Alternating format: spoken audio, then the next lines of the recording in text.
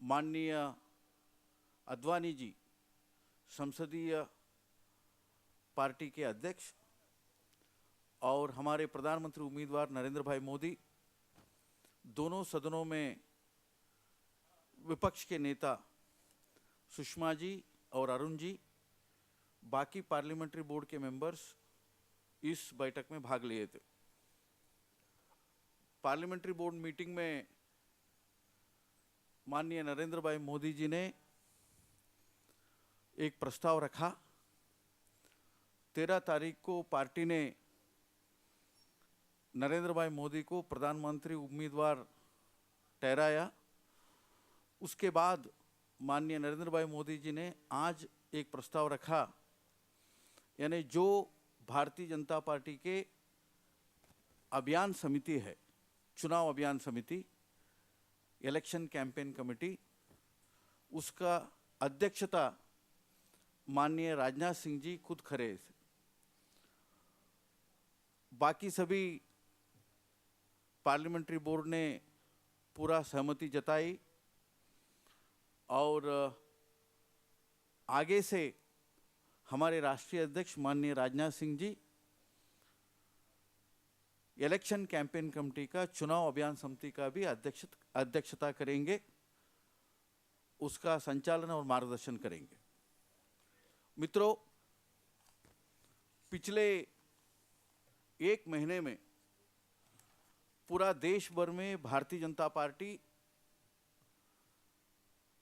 7 बड़े बड़े रैलियां कर चुकी है। हैदराबाद में, रायपुर में, जयपुर में, रेवाड़ी में, भोपाल में, त्रिची में और आज दिल्ली में। यानी जैसे इन रैलियों में अप्रत्याशित मात्रा में, अनप्रेसिडेंटेड मात्रा में आम जनता जुट रही है, उसका एक ही कारण है, यानी नीचे जमीनी स्तर पर पूरा समीकरण बदल चुका है। आज मोदी जी के नेतृत्व में भारतीय जनता पार्टी के पक्ष में, एनडीए के पक्ष में एक लहर पूरा देश भर में है और उसका परिचायक ये सभी रैलियां हैं। आने वाले दिनों में, यानी अक्टूबर में, नवंबर में और दिसंबर में इस रैलियों का सिलसिला हम आगे बढ़ाएंगे। जैसे हम पहले ही घोषणा कर चुके हैं, 100 रैलियां देश भर में हम करेंगे। तो अभी पटना में, कोलकाता में और जम्मू में, पंजाब में और बाकी ऐसे ही बेंगलुरु में, कोचिन में, पूरा देश भर में रैलियों का प्लानिंग हम कर रहे हैं और इस रैलियों का पूरा सिलसिला हम देश भर में चलाएंगे। मित्रों, ये जो ऑर्डिनेंस के बारे में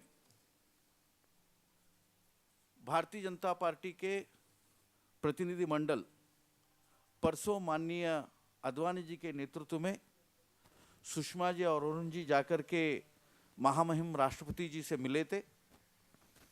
हम और एक बार आग्रह करते हैं, महामहिम राष्ट्रपति जी उस अध्यादेश को, उस ऑर्डिनेंस को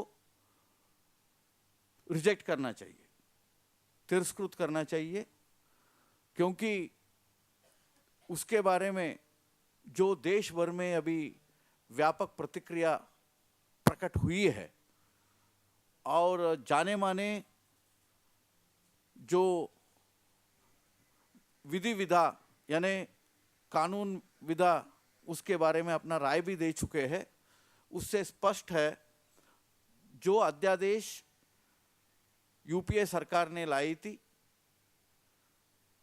आरोपियों को बचाने के लिए, वो पूरा असंवैधानिक रहा, अनकॉन्स्टिट्यूशनल रहा।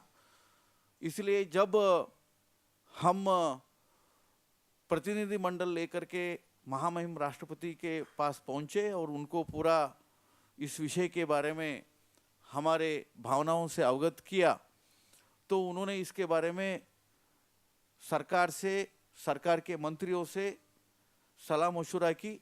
हम महामहिम राष्ट्रपति जी से और एक बार निवेदन करते हैं वो इस अध्यादेश को तिरस्कृत करें। मित्रों, उच्चतम न्यायालय ने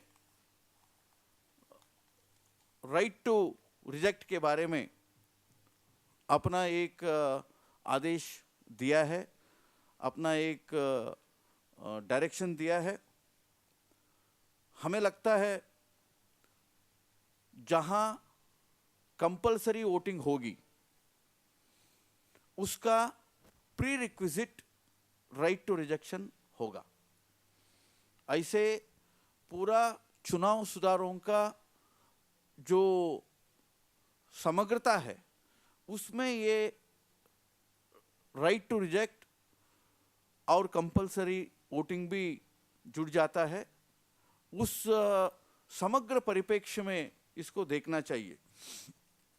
ऐसे नरेंद्र भाई मोदी के नेतृत्व में 2008 में गुजरात ने वहाँ के स्थानीय इकाइयों के लिए एक बिल लाई थी।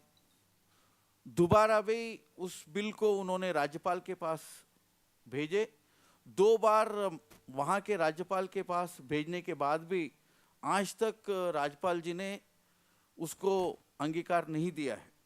उस बिल में 3 चुनाव सुधार के मामले हैं।